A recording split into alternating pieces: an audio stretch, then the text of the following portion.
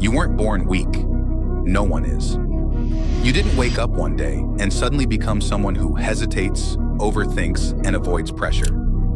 You became that version of yourself slowly, through repetition, through small, seemingly harmless decisions, choosing comfort instead of discomfort, avoiding pressure instead of facing it, staying silent instead of speaking up, seeking approval instead of trusting yourself. At the time, those choices didn't feel like weakness. They felt safe. They felt easier. They felt justified. But over time, those small decisions stacked up, and they built a pattern of avoidance, a pattern of hesitation, a pattern of dependency, until eventually, that pattern became your identity. Now, you overthink everything. You hesitate before acting. You doubt your own decisions, and you call that feeling being weak. But here's the truth most people never realize. That version of you is trained. It's not who you are, it's who you've practiced being. And anything built through repetition can be broken through repetition, which means this is not permanent. It's reversible, but only if you're willing to change how you operate. This is not about becoming cold. It's not about shutting off your emotions or pretending you don't feel anything. Because that's not a strength. That's suppression. And suppression always breaks eventually. Real control is different. It's not about eliminating emotion. It's about not being controlled by it. You still feel. You just don't react automatically. You don't let temporary emotions dictate permanent actions. That's the difference. Weakness is not about feeling fear, stress, or pressure. Everyone feels those things. Weakness is about what you do when you feel them. Do you avoid? Do you react? Do you seek comfort? Or do you stay in control? Because at its core, weakness is not emotional, it's behavioral. It's built through patterns, avoiding discomfort, needing validation, reacting without thinking. And the most important part is this: if it's behavioral, it can be changed. You don't need a new personality. You need new responses, new habits, new standards. Because once your behavior changes, your identity updates, not instantly, but inevitably. Step 1. Stop seeking approval. The moment you need validation from others, you lose control over yourself. Because now your actions are no longer yours. They're influenced, filtered, adjusted based on how you think people will react. You start speaking carefully, acting carefully, holding back your real thoughts. Not because they're wrong, but because you want to be accepted. So you over-explain. You justify your decisions. You try to make everything sound reasonable. You avoid conflict. You soften your opinions. And slowly, you stop being direct. You become agreeable, and that makes you predictable. Easy to influence, easy to control, because your confidence is now external. It depends on reactions, approval, recognition, acceptance, and anything external can be taken away, which means your confidence is unstable. The fix is simple, but uncomfortable. Stop explaining yourself unnecessarily. Not everything requires justification. Not everyone needs to understand you. Speak less, say what needs to be said, and leave it there. Let people disagree, let people misunderstand. Because the moment you stop needing approval, you start operating from control. Step 2. Remove emotional reactions. Most people don't realize how predictable they are. You can trigger them, and they react instantly. Defensiveness, anger, anxiety, it's automatic.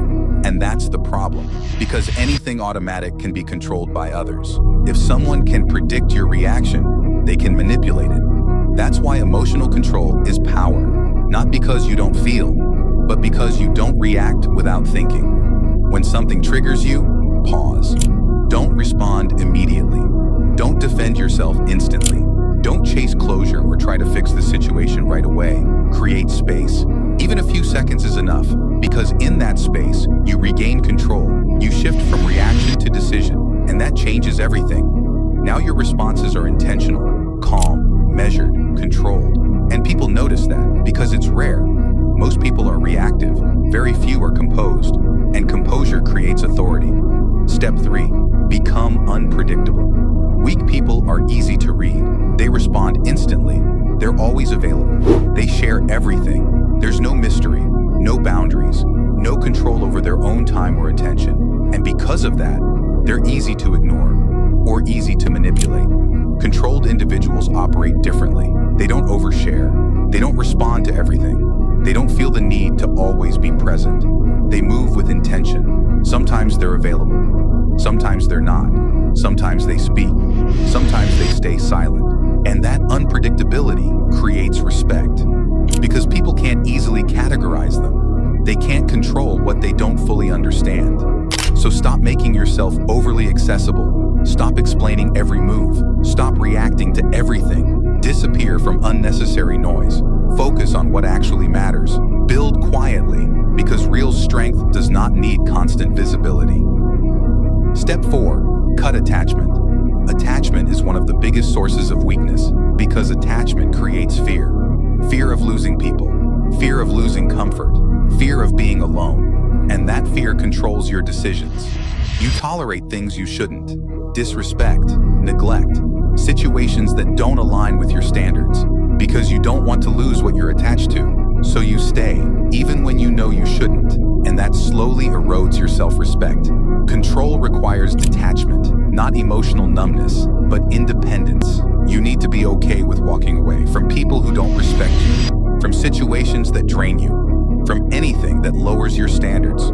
Because the moment you depend on something, you give it power over you. Detachment removes that power. It gives you freedom, and freedom gives you strength. Step 5. Train your mind daily. Control is not a one-time decision, it's a daily practice, because your mind adapts to whatever you repeatedly do. If you constantly choose comfort, your mind becomes weak. If you regularly face difficulty, your mind becomes resilient, so you need to train it every single day. Do something that challenges you, something uncomfortable, something that requires effort.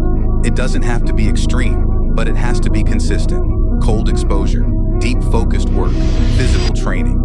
These are not just physical actions, they are mental conditioning. They teach your mind to stay calm under pressure, to continue when it wants to stop, to operate without needing comfort. And over time, that becomes your default state. You don't avoid difficulty anymore, you handle it. And that's real control. You don't need to become cold.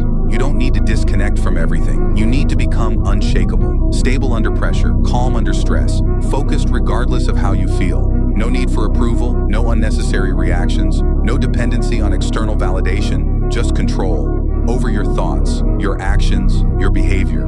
Because once you control those, everything else follows. Final realization. Weakness is not your identity. It's your conditioning. And conditioning can be changed through better choices, better discipline, better awareness. So stop reinforcing the version of you that hesitates. Stop feeding the patterns that keep you stuck. And start training a new standard. Because the moment your behavior changes, your mind adapts. And when your mind adapts, you become someone who is not easily influenced, not easily shaken, and not easily controlled. Most people will listen to this, feel something for a moment, and then go back to the same patterns. Because change requires effort, and most people avoid effort. If that's you, nothing changes. But if you're serious, if you actually want control over your mind, then act right now. Comment, in control, and start moving differently today.